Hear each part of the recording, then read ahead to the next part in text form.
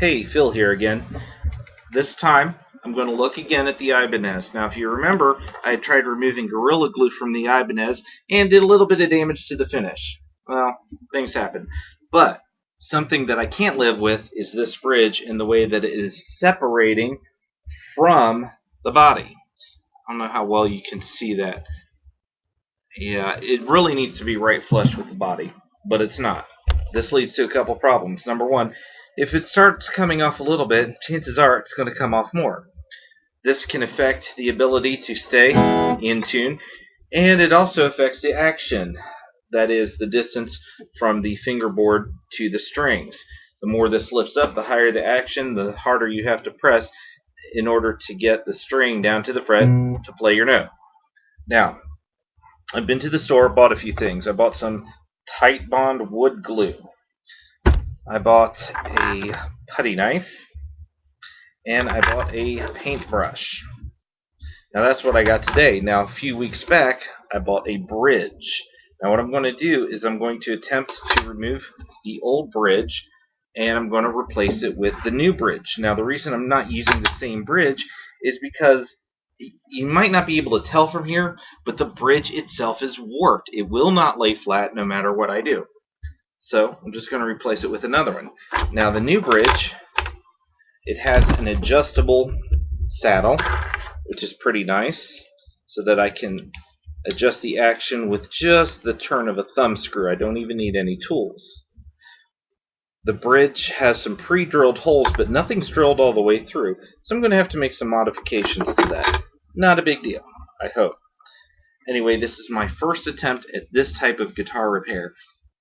Never worked on an acoustic. I've worked on electrics because they're easy. They've got all these screws and Allen wrench you can take to them, and it's so easy to set it up to get the exact specs you want.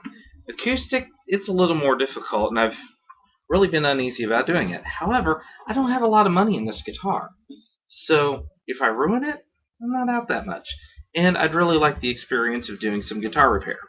So, first step after I remove the strings is I'm going to take my new putty knife and I'm going to try to work the bridge loose.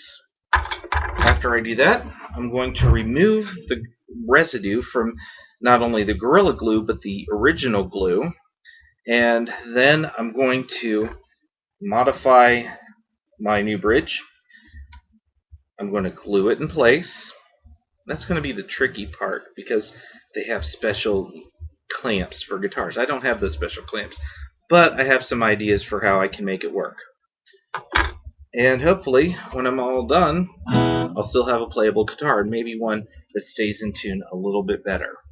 Anyway, this is going to have to be done in several parts because, well, I have a 15-minute limit, is my understanding, and I don't have a pause button when I'm loading videos in directly from YouTube, so it'll just be a series of smaller videos. So, wish me luck, and I'll be back at each step of the way to kind of show the progress. Now, I would do it all in once and pause it from my original, from my software that came with my computer, but when I upload those, the audio is so far out of sync that I can hardly stand to watch it. And if I can't stand to watch it, then it's me. I don't think you're going to want to watch it. I'm not sure you want to watch it now, but hey. Anyway, I'll be back.